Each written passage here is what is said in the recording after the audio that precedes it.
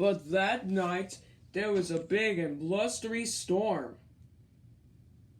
High winds swept across the island. Trees were blown down. A water tower fell over. And the roof blew right off Farmer McCall's barn.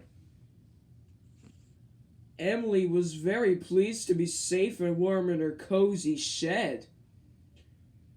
She could hear the wind outside.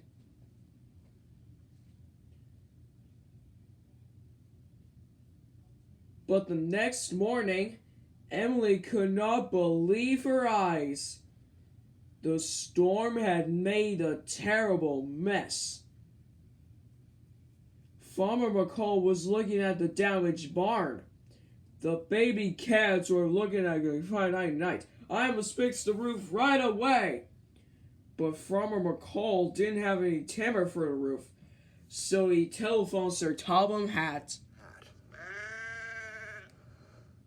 Sir Topham Hatt came to see Emily. The storm had ripped off Farmer McCall's barn, he said. You must elect the timber so the roof can be fixed. Yes, sir, said Emily. Emily steamed over to the timber yards.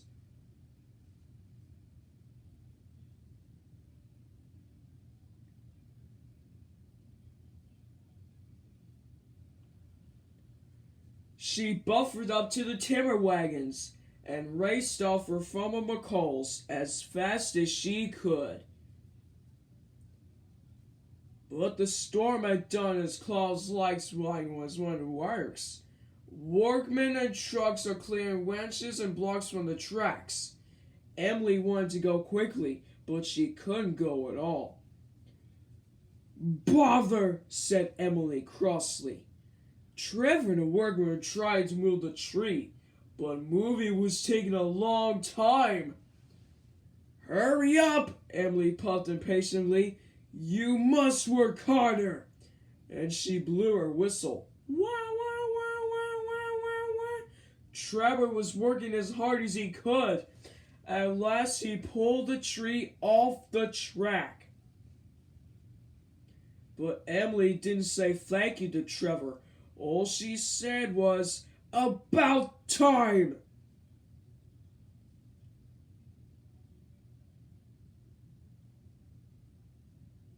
Every time she came across workmen clearing the track, she blew her whistle and wheezed her steam.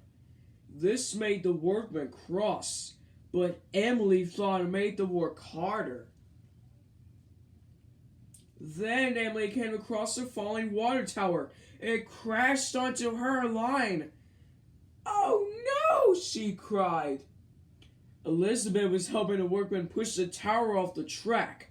The tower was very heavy. Emily decided to boss Elizabeth too. Hurry up, she wheezed, and she blew a whistle as loud as she could. Wah, wah, wah, wah.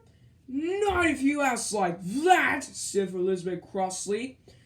I've got an urgent delivery, said Emily. But Elizabeth didn't listen. She simply went back to work. Emily blew her whistle again. But the more she blew her whistle, the slower Elizabeth seemed to go. Emily thought she would never get to Farmer McCall's. The skies were darkening, and the night was on its way.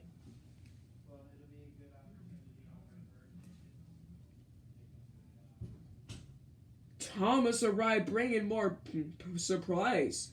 Hello, Thomas shouted. Emily complained about Elizabeth. She won't do a thing I tell her. That's because you're a big bossy boiler lad, Thomas. You should try asking nicely for a change. Emily didn't like being called a bossy boiler, and she didn't know what to ask nicely. But it will be nighttime soon, and the baby cats will still have a roof over their heads. So Emily will take a deep breath.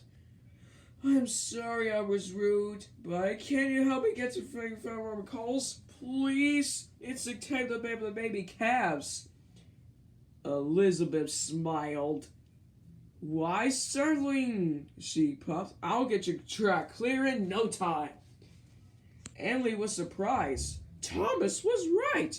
Asking nicely just like magic.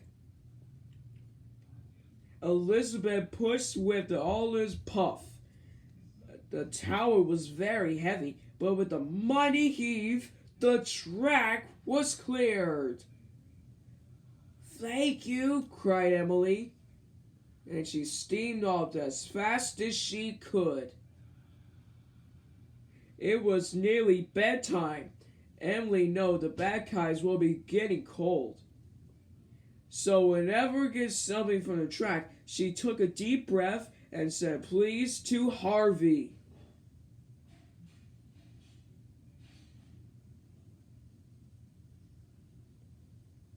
At last, Emily arrived at Farmer McCall's. The timber was quickly filled. The barn was soon repaired. And the baby calves snuggled down on their nice soft hay. Thank you, Emily, said Farmer McCall.